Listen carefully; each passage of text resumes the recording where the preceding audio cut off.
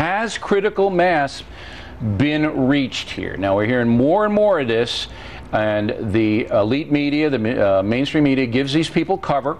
You never see them criticized. You see me criticize, you criticize, Michelle. Never see them criticized. But are the folks in America going to turn on these people, do you think? I certainly hope so. We have reached the lowest of the low points since the invasion of Iraq with this New York Times ad run by MoveOn.org. And we've seen these tactics year after year, month after month, day after day almost.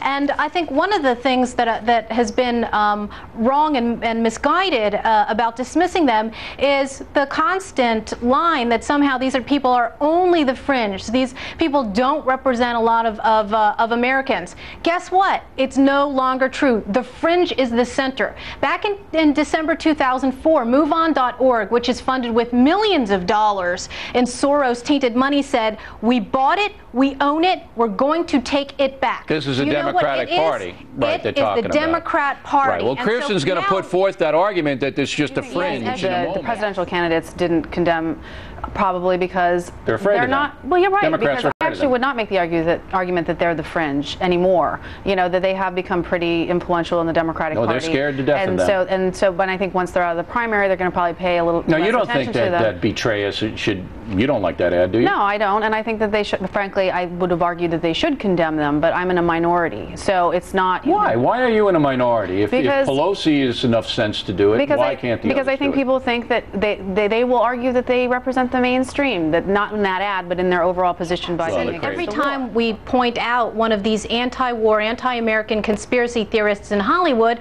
Kirsten has the same answer. They don't matter. They don't matter. Well, guess what? There are hundreds and thousands of them. They have an influence not just on American popular culture. They don't just have influence on American popular culture. They have influence on the global war scene. Were you paying attention to the Venice Film Festival and Brian De Palma's kudos that he's gotten from the intellectual elite? Yeah, this is all part of the same crew. It is not. Brian De Palma went out and is promoting a movie and saying this is what's going on in the Iraq War. Soldiers are raping 14-year-olds every day. Despicable. And Rosie O'Donnell calls the troops monsters and says that we're occupiers killing civilians. All I'm saying is that it's not. I don't see how you're separating because nobody's going into a booth and saying Rosie O'Donnell said something and so I'm going to vote a certain way. No, but it's a perception. Perception becomes reality. But it has nothing to do with the Democratic Party. She's just an I'm not saying it has to do with the Democratic Party. I'm saying now, Michelle, real fast prediction: Americans going to rise up en masse, both parties, and say enough of this ridiculous stuff. Yes or no? Yes. Watch on Saturday the counter protesters to the answer rally. There will be thousands of them. Okay. Americans are. Americans going to rise up and condemn it? Probably not. Okay. All right. Good. Good discussion. We appreciate it, ladies, as always.